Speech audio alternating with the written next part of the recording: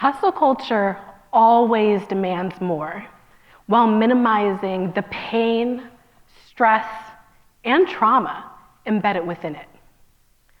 Pull yourself up by the bootstraps. Work 2 or maybe 3 jobs, and don't forget to turn your only hobby into a profitable side hustle. Take care of everyone in your extended network, family, and community.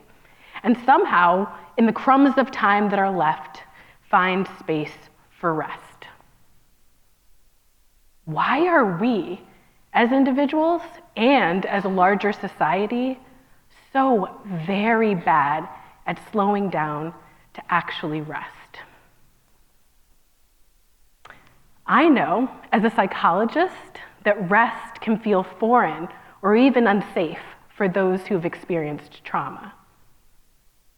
At the same time, I know that developing a relationship with rest, and I mean real rest, can transform and heal us. So what do I mean when I say trauma? Trauma refers to an event that elicits significant feelings of horror or helplessness or distress. Traumatic events often involve death or threatened death or serious injury of some type, but not always. Traumatic events are wide-ranging and can include everything from existing in the context of ongoing racial discrimination, to intimate partner violence, to existing in a global pandemic. Traumas aren't rare. 70% of people report experiencing at least one traumatic event in their lifetime. And as researchers, we know that number is probably much higher, especially in the context of a pandemic that left over 7 million children without a caregiver. We are at a point of reckoning. Right now, in this era of massive burnout, exhaustion, disillusionment, our bodies, our minds, and spirits are calling out for rest. We have the opportunity to understand the crossroads of trauma and rest like never before. Well, before I go any deeper into this, I think it's important that I self-disclose. I'm a hypocrite. I stand before you today, licensed clinical psychologist, assistant professor, mother of 2 beautiful children, and a bona fide hypocrite with a capital H. I offer this so as to disabuse you right out of the gate of any notion that you may have that I'm some enlightened expert descended from the mountaintop to lay some knowledge on you. No.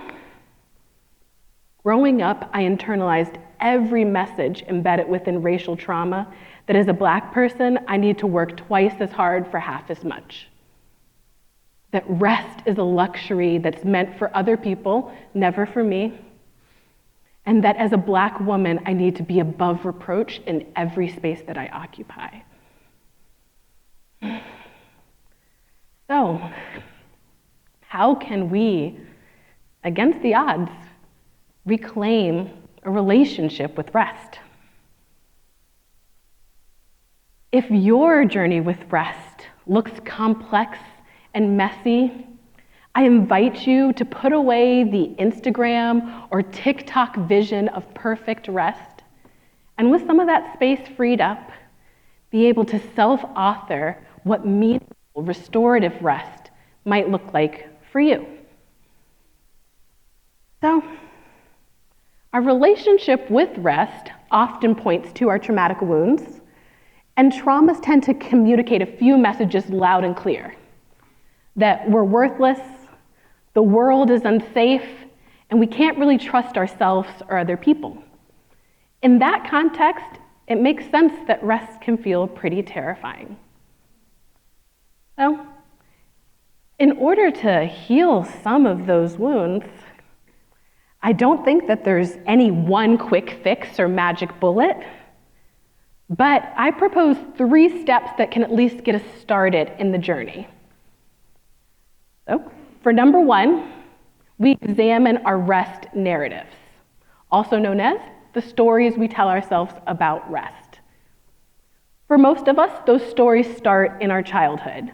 Some of them were messages that we heard explicitly: you can rest when you're dead. Others we picked up implicitly, observing what we saw in our family system and communities. So any practice that allows you to reflect intentionally on what both the unconscious and conscious elements of your rest stories are can be helpful in sussing out your rest narrative. It may be a journaling practice where you write out aspects of your rest narratives. You may do it in video, telling your rest stories to yourself. You may do it as part of a community where you share your rest stories and also hear others' rest narratives as well. For step 2, I think it's important to inventory the resources that you have for rest, thinking about assets and deficits. Being able to reflect on, when do I rest best and most restoratively? What are elements of those experiences? What support do I need in my relationships, in my community, at my workplaces that enable me to rest? Once you've looked at these resources, you're well situated for step number 3. Develop individualized, tailored rest action steps. In the behavioral sciences, we know that goals without specific plans tend to flop. So think about the specific, measurable, and really achievable actions that you can take. They don't need to be huge, and in fact, they probably shouldn't be. It may be practicing a new sleep hygiene technique, or committing to at least twice a week taking a proper lunch away from your desk, or even thinking about planning your next vacation as soon as you return from your last one. These steps are beginnings, not endpoints, that in and of themselves can correct entire traumatic systems that make rest so difficult. But at the same time, even the individual act of rest is a powerful thing. A rested world has more capacity for kindness, compassion, and creativity. Rest has the ability to help us heal traumatic wounds that keep us from living our most expansive and free lives. I encourage you to move away from the perfectionistic pursuit of checking every external box of approval and engage in the type of rest that changes your life and the world for the better. You deserve it.